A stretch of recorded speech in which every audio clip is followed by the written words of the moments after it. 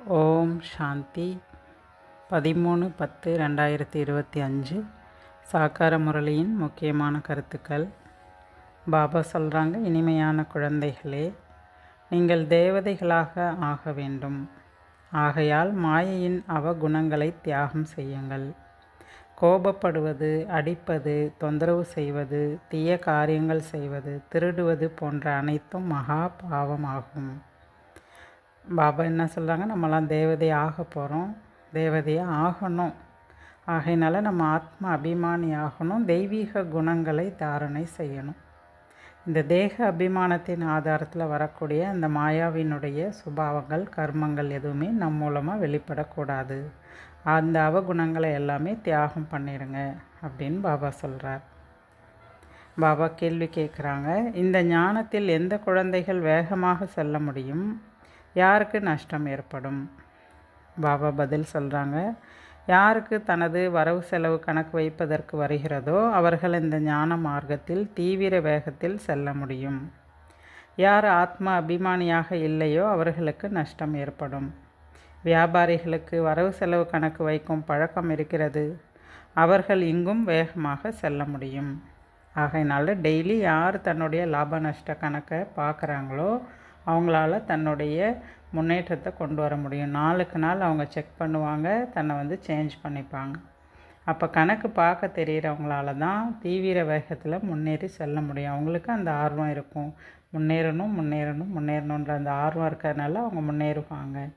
யார் ஆத்ம அபிமானியாக இல்லையோ அவங்க கணக்கு வழக்கை பார்க்க மாட்டாங்க. செல்ஃப் செக்கிங் என்பதே அவங்கள்ட்ட இருக்காது. நம்ம முன்னேற்றத்தில் போகிறோமா, பின்னடைவில் இருக்கோமா, எதுவுமே இருக்காது. அவங்க கடமைக்கு இருப்பாங்க.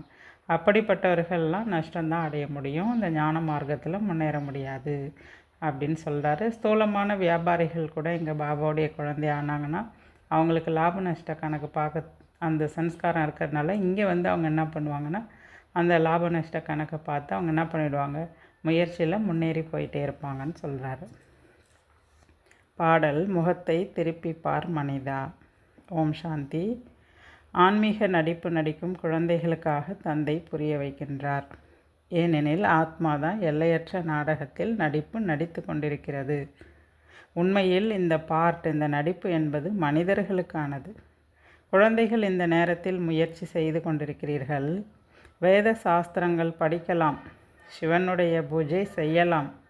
இருந்தாலும் இதன் மூலம் என்னை யாரும் அடைய முடியாது என்று தந்தை கூறுகின்றார். ஏனெனில் பக்தி என்றாலே கீழே இறங்கும் கலை ஆகும். ஞானத்தின் மூலம் சத்கதி ஏற்படுகிறது எனில் அவசியம் வேறு எதன் மூலமாவது அவங்க கீழே இறங்கணும். இது ஒரு விளையாட்டு அப்படின்னு சொல்கிறார். பக்தியில் அவங்க எதை செஞ்சாலும் சரி, வேதம் படிக்கிறாங்களோ, சாஸ்திரம் படிக்கிறாங்களோ, பூஜை செய்கிறாங்களோ, தான தர்மம் செய்கிறாங்களோ, எதை செஞ்சாலும் கண்டிப்பாக தந்தையை அடைய முடியாது, சத்கதியும் அடைய முடியாது சொல்கிறாரு பாபா. ஞானத்தின் மூலமாக தான் சத்கதி என்பது கிடைக்கும். ஏதாவது பக்தி மார்க்கத்தில் அவங்க எது செஞ்சாலும் கண்டிப்பாக கீழே இறங்கி தான் ஆகணும் அப்படின்னு சொல்கிறார். பாபா அடுத்து சொல்கிறாங்க, நீங்கள் முதலில் பக்தி செய்ய ஆரம்பித்த பொழுது வைரத்தினால் ஆன சிவலிங்கத்தை உருவாக்கினீர்கள். இப்பொழுது ஏழைகளாக ஆகிவிட்டீர்கள். அதனால்தான் கல்லினால் நீங்கள் சிவலிங்கத்தை உருவாக்குறீங்க. அந்த காலகட்டத்தில் வைரலிங்கம் 4-5,000 ரூபாயில் இருந்துச்சு. ஆனால் இந்த காலகட்டத்தில் அதனுடைய விலை 5-7 லட்சமாக இருக்குது.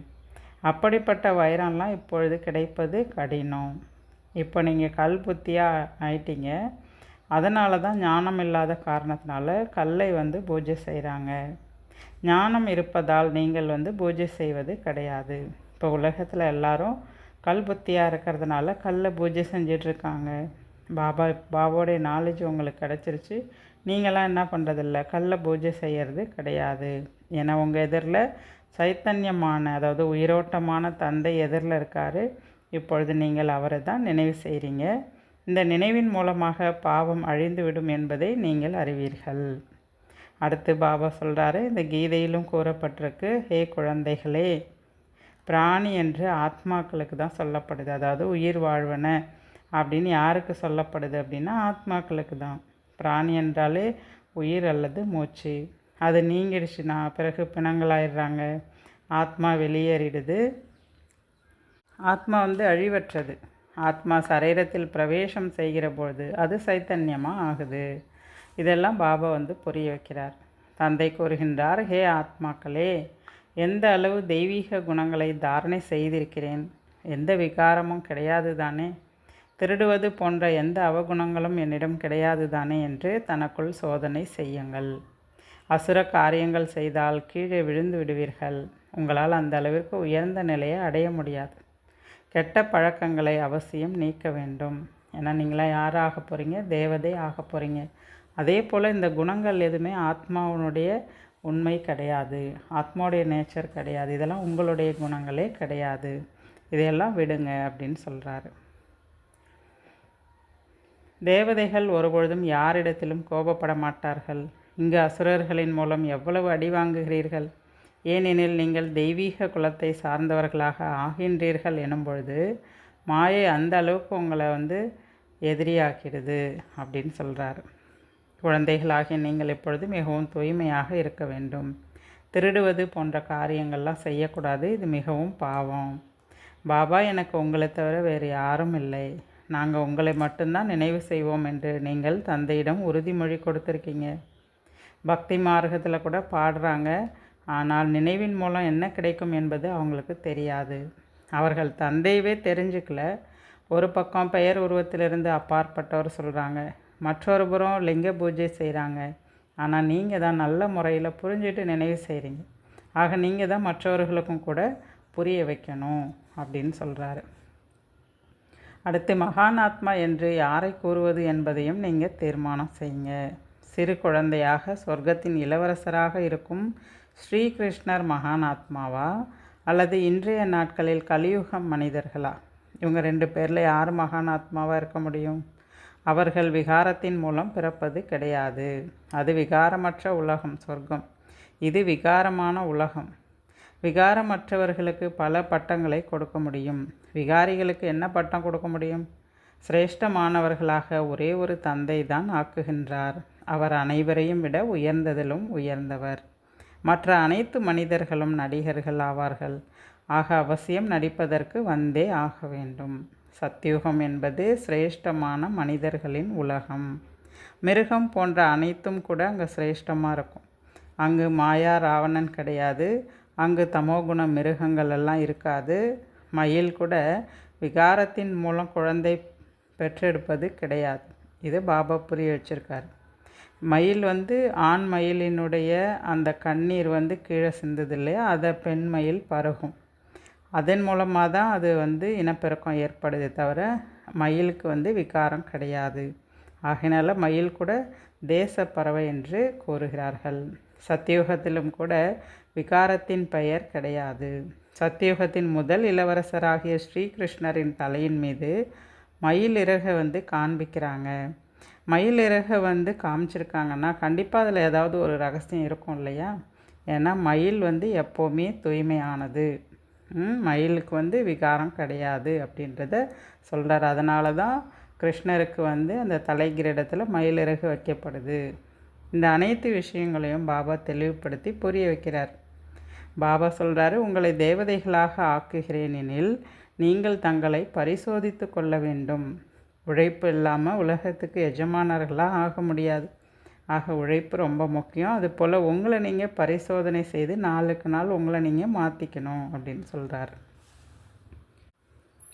எவ்வாறு உங்களது ஆத்மா பிந்துவாக இருக்கிறதோ அதே போன்று தந்தையும் கூட பிந்துவாக தான் இருக்கார். இதில் குழப்பமடைய வேண்டிய விஷயம் எதுவுமே கிடையாது. நான் பார்க்க வேண்டும் என்று சிலர் கூறுகின்றார்கள். பாபா பிந்துவாக இருக்காருன்னா அதை பார்க்கணுன்னு நினைக்கிறாங்களாம். பாபா சொல்கிறாரு, பார்க்க முடிகின்றவர்களை நீங்கள் அதிகமாக பூஜை செய்து விட்டீர்கள் என்று சொல்கிறார். அப்படி கண்ணால் பார்க்கக்கூடியவர்களுக்கெல்லாம் நீங்கள் பூஜை செய்தீர்களே, அதில் ஏதாவது உங்களுக்கு லாபம் இருந்ததா? ஒரு லாபமும் இல்லை. இப்பொழுது நான் யதார்த்தமான முறையில் நான் உங்களுக்கு புரிய வைக்கிறேன். எனக்குள் நடிப்பின் முழு பாகமும் நிரம்பியிருக்கு. நான் தான் பரம ஆத்மா, பரம தந்தையாக இருக்கிறேன் அப்படின்னு சொல்கிறாரு. எந்த குழந்தையும் தங்களது லௌகீக தந்தையை அவ்வாறு சொல்ல முடியாது. என்னுடைய அப்பா சுப்ரீம் ஃபாதர், அனைவருக்கும் தந்தை அப்படின்னு சொல்ல முடியாது. அப்பா என்று கூறுவதற்கு சந்நியாசிகளுக்கு குழந்தையும் கிடையாது. ஆக இவர் தான் அனைத்து ஆத்மாக்களுக்கும் தந்தை. ஆக சுப்ரீம் ஃபாதர் தான் எல்லாருக்கும் ஆஸ்தி கொடுக்குறாரு. சன்னியாசிகளுடையது இல்லற ஆசிரமம் கிடையாது, அவங்களுடையது துறவற மார்க்கம். நீங்கள் தான் 84 பிறவி எடுத்தீங்கன்னு பாபா புரிய வைக்கிறாரு.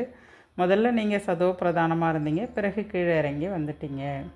இப்பொழுது யாரும் தங்களை சுப்ரீம் அப்படின்னு சொல்லிக்க முடியாது, நான் ஒரு உயர்ந்த ஆத்மா அப்படின்னு சொல்லிக்க முடியாது.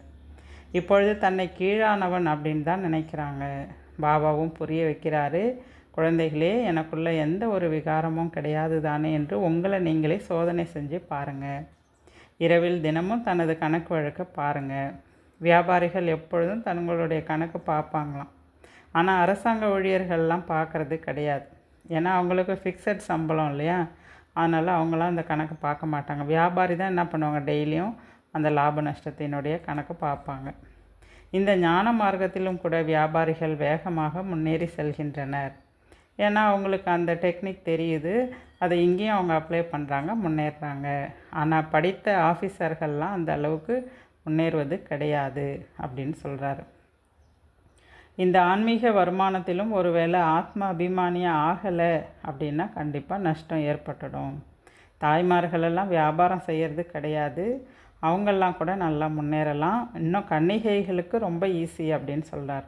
ஏன்னா தாய்மார்களை விட கன்னிகைகள் பியூரிட்டியாகவே ஆல்ரெடி இருக்காங்க.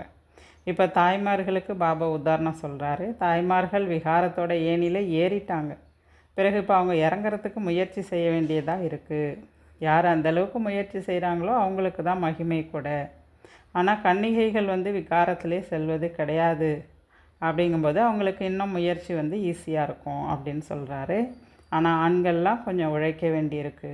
அவங்க வேலைக்கும் போகணும், குடும்பத்தையும் பார்க்கணும், மேலும் இங்கே முயற்சியும் செய்ய வேண்டியிருக்கு அப்படின்னு சொல்கிறார். இப்பொழுது நீங்கள்லாம் பிரம்மா குமார் குமாரி ஆயிட்டீங்க. குமாரிகள் ஆல்ரெடி தூய்மையாக தான் இருக்கிறாங்க. அனைத்தையும் விட அதிகமான அன்பு கணவன் மீது வைத்திருக்கக்கூடிய அன்பு, அதாவது பதி மேலே வச்சுருக்கக்கூடிய அன்பு தான் அதிகமான அன்பாக இருக்குதான்.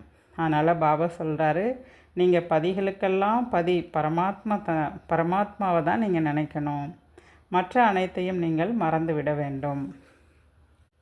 தந்தை தான் உங்களது ஆசிரியராக இருக்கார். ஆக நாம் மாணவன் என்ற போதை குழந்தைகளாகிய உங்களிடம் எப்பொழுதும் இருக்க வேண்டும். பகவான் அவசியம் படிப்பிக்கிறார் அப்படின்னா பகவான் பகவதியாக தான் ஆக்குவார். புரிய வைப்பதற்காக தான் பகவான் ஒருவர் அப்படின்னு சொல்லப்படுது. மற்ற எல்லாருமே சகோதர சகோதரர்கள், உங்களுக்கு வேறு எந்த தொடர்பும் கிடையாது. பிரஜாபிதா பிரம்மாவின் மூலமாக படைப்பு படைக்கப்படுகிறது, பிறகு வளர்ச்சி ஏற்படுகிறது. ஆத்மாக்களின் எண்ணிக்கை அதிகரிக்கிறது அப்படின்னு சொல்கிறது கிடையாது, மனிதர்களுடைய எண்ணிக்கை தான் அதிகமாகுது. ஏன்னா ஆத்மாக்களினுடைய எண்ணிக்கை வரையறுக்கப்பட்டது, அது ஃபிக்ஸடு. இத்தனை ஆத்மா தான், பிறகு என்ன ஆகுறாங்க, வரிசைப்படியாக கொஞ்சம் கொஞ்சமாக வருவாங்க. மனிதர்களுடைய எண்ணிக்கை தான் அந்த குறைந்ததிலிருந்து அப்படியே எண்ணிக்கை அதிகமாகிட்டே போகும். ஆனால் ஆத்மாக்கள் டோட்டல் எண்ணிக்கைன்னு ஒரு ஃபிக்ஸட் இருக்குது, அவங்க போவாங்க, கீழே வருவாங்க. அந்த வருவது தான் கொஞ்சத்துலேருந்து அதிகரிச்சுட்டே போகுன்றதை பாபா விளக்கி சொல்கிறாரு. அடுத்து பாபா சொல்கிறாரு, இந்த சாட்சாத்காரத்தினால எந்த நன்மையும் கிடையாதுன்னு சொல்கிறார். ஆரம்பத்தில் பக்தியிலையும் சாட்சாத்காரம் பாபா தான் செய்விச்சார். அதே போல் யஜ்ஞத்துலேயும் கூட ஆரம்பத்தில் சாட்சாத்காரம் நிறைய ஏற்பட்டது. மற்றபடி இந்த சாட்சாத்காரத்தினால எந்த நன்மையும் கிடையாது. இங்கே முக்கியமானதே நினைவு யாத்திரை தான். எவ்வாறு பாதரசம் நழுவி போயிடுதோ அதே போல் இங்கே நினைவும் கூட அடிக்கடி மறந்து போகுது. தந்தையை அதிகம் நினைக்க வேண்டும் என்று விரும்பினாலும் மற்ற எண்ணங்கள் இடையில் வந்துடுது. இதனால தான் உங்களுக்கு போட்டி இருக்குது. உடனே பாவங்கள் அழிந்துவிடும் என்பதெல்லாம் கிடையாது. இந்த நினைவில் கொஞ்சம் அதிகம் நீங்கள் முயற்சி செய்யணும். முயற்சி செய்து செய்து கடைசியாக என்ன ஆகுறீங்க, கர்மாதீத் நிலை ஏற்படும். கர்மாதீத் நிலை ஏற்பட்டுச்சுன்னா இந்த சரீரமே இருக்காது அப்படின்னு சொல்கிறாரு. அடுத்து சொல்கிறாரு, நீங்கள் தான் முழு சக்கரத்திலும் வரக்கூடியவர்கள். 84 பிறவி நீங்கள் தான் எடுக்கிறீங்க. மற்ற அனைவரும் தமது வீட்டில் முக்தி தாமத்தில் இருப்பாங்க, பிறகு கடைசியில் தான் வருவாங்க. இந்த மோட்சத்தை விரும்புபவர்கள்லாம் இங்கு வரவே மாட்டாங்க. எங்கன்னா இங்கே பாபா குழந்தைய ஆக மாட்டாங்க. அவர்கள் கடைசிக்கு சென்று விடுவார்கள். ஒரு பொழுதும் ஞானம் கேட்கவே மாட்டாங்க.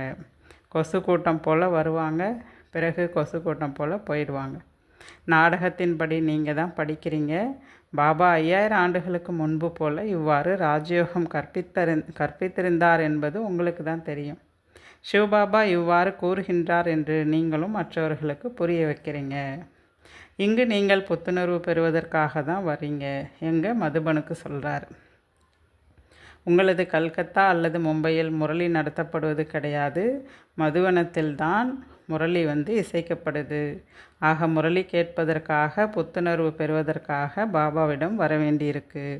புது புது கருத்துகள் உருவாகி கொண்டே இருக்கிறது. எதிரில் கேட்கும் பொழுது உணர்றாங்க, மற்ற இடத்துல கேட்கும்போது கொஞ்சம் டிஃப்ரெண்ட் இருக்க தான் செய்யுது. நாள் செல்ல செல்ல பல காட்சியை பார்க்க போகிறீங்க.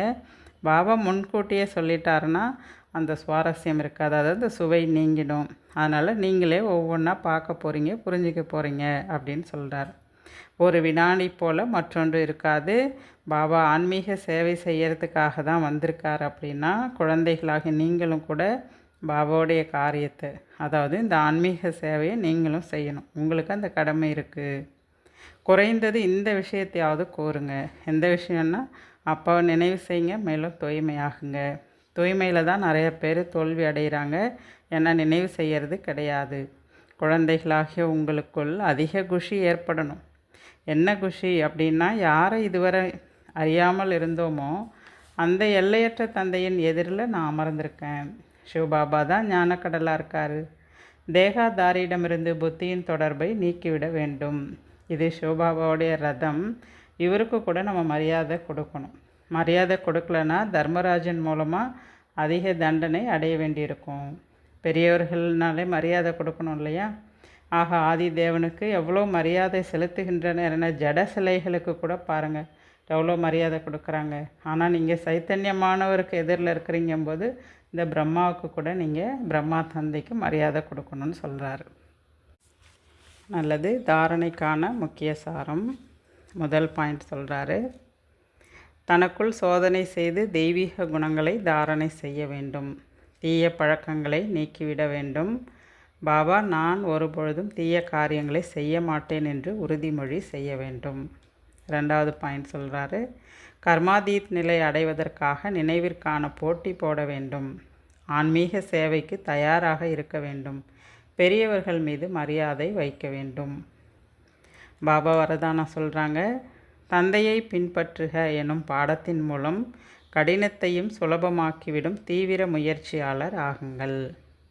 வரதானத்துக்கு விளக்கம் சொல்கிறாரு, கடினத்தை சுலபமாக்கவும் இறுதி முயற்சியில் வெற்றி பெறவும் முதல் பாடம் தந்தையை பின்பற்றுக. இந்த முதல் பாடமே இறுதி நிலையை அருகே கொண்டு வரும். இந்த பாடத்தால் தவறில்லாது ஏக்ரஸ் மற்றும் தீவிர முயற்சியாளர் ஆவீர்கள். எந்த பாடம்? தந்தையை பின்பற்றக்கூடிய பாடம். ஏனெனில் எந்த ஒரு விஷயத்திலும் பின்பற்றுவதற்கு பதிலாக தன்னுடைய புத்தியை பயன்படுத்தும் பொழுது கடினமாயிடும். இதனால் தனது எண்ணங்கள் எனும் வலையில் தானே சிக்கிப்பீங்க. பிறகு அதிலிருந்து விடுபட நேரம், சக்தி எல்லாம் வேஸ்ட் ஆகுது. மாறாக பின்பற்றி சென்றீர்கள் என்றால் உங்களுடைய நேரம், சக்தி எல்லாமே அதாவது பாதுகாப்பாகவும் இருக்கும், சேமிப்பாகவும் ஆகும் அப்படின்னு சொல்கிறார். அதனால் என்ன சொல்கிறார் பாபா, ஒவ்வொரு அடியிலும் பாபாவை பின்பற்றுங்க. ரோல் மாடல் உங்கள் முன்னாடி இருக்குது, அவரை நீங்கள் ஃபாலோ பண்ணுங்கள். நீங்களாக ஒரு விஷயத்தை பிளான் பண்ணி அதை எப்படி நடைமுறையில் கொண்டு வர்றதுன்னு நீங்கள் சிந்திக்கும்போது உங்களுடைய டைம் வேஸ்ட்டு, உங்களுடைய எனர்ஜி வேஸ்ட் ஆகுது. அதை நீங்கள் ஈஸியாக அவரை பின்பற்றும் பொழுது உங்களுக்கு எல்லாமே சேமிப்பாகும். நேரம், சக்தி எல்லாமே சேமிப்பாகும் அப்படின்னு சொல்கிறாரு. அதனால் அந்த தந்தையை பின்பற்றுகிற பாடத்தில் நீங்கள் என்ன ஆகிடுவீங்க, கடினத்திலிருந்து தீவிர முயற்சியுடையவராக ஆகிடுவீங்கன்னு சொல்கிறாரு. ஸ்லோகன் சொல்கிறாரு, உண்மையையும் தூய்மையினையும் கையாள தனது சுபாவத்தை சரளமாக்குங்கள். ஆத்மா தன்னுடைய சுபாவத்தை சரளமாக்கிடுச்சுன்னா உண்மையும் தூய்மையும் அதன் மூலமாக வெளிப்படும்னு சொல்கிறாரு. அவ்யக்த இஷாரா, தனக்காகவும் பிறருக்காகவும் மனதின் மூலம் யோக சக்திகளை பயன்படுத்துங்கள். எந்த அளவிற்கு தன்னை மனதின் சேவையில் ஈடுபடுத்துவீர்களோ அந்த அளவுக்கு சுலபமாகவே மாயாவை வெற்றி கொள்வீர்கள். தனக்காக மட்டும் நன்மை நினைப்பது அல்லாமல் பிறருக்கு நல்லாசை மற்றும் நல் விருப்பங்கள் மூலம் மாற்றியமைக்கும் சேவை செய்யுங்கள். நல்ல பாவனையும் ஞானமும் அன்பும் யோகமும் இரண்டும் சமநிலை வேண்டும். கல்யாணக்காரி ஆகிவிட்டீர்கள், இப்போது அகிலத்திற்கே நன்மை செய்பவராக ஆகுங்க. அதனால் இந்த மனதால் சேவையை அதிகப்படுத்துங்கன்னு சொல்கிறார். நல்லது. ஓம் சாந்தி.